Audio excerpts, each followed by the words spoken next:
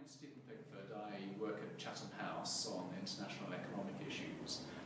I used to work at the UK Treasury for many years, working on international financial issues, European and global.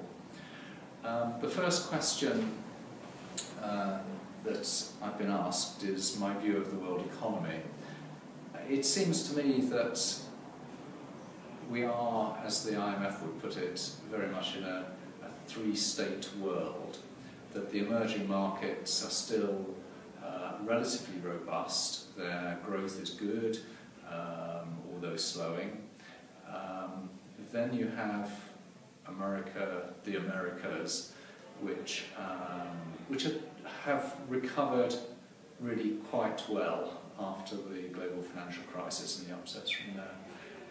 And then you have Europe, which is in a rather more challenging position, in part because it struggled to deal with the stock problems, the stock of debt, fiscal debt, the stock of bank problems, and as a result it now has a stock of unemployment which is going to be... There are two related issues about the way in which Europe is adjusting, in particular in the southern parts of Europe, which have gone through very difficult times, and whether the euro as a construct will survive. I find it very difficult to answer this because it depends on how circumstances will change, in particular also how policymakers will respond to the problems. It seems to me that, looked at from afar, the southern European economies face really rather different challenges. Some face big macroeconomic structural problems, others face problems of adjusting their labour markets. Others, like Cyprus, face a problem of a banking crisis. And how you respond to that, I think, is going to be rather different in the different cases.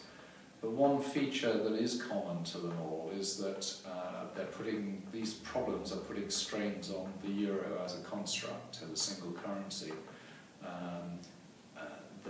The competitiveness issues that have been highlighted, for example in Spain, by the way in which the euro has, if not contributed to, at least facilitated the build-up of current account deficits through a loss of competitiveness, is a problem. It's perceived, to my mind, as a problem of the single currency, the way it is put together. And it raises big issues about the governance of that single currency, how transfers might be made between different parts of the currency area, how you facilitate the structural adjustments that are necessary in order to prevent these big build-ups in competitiveness imbalances.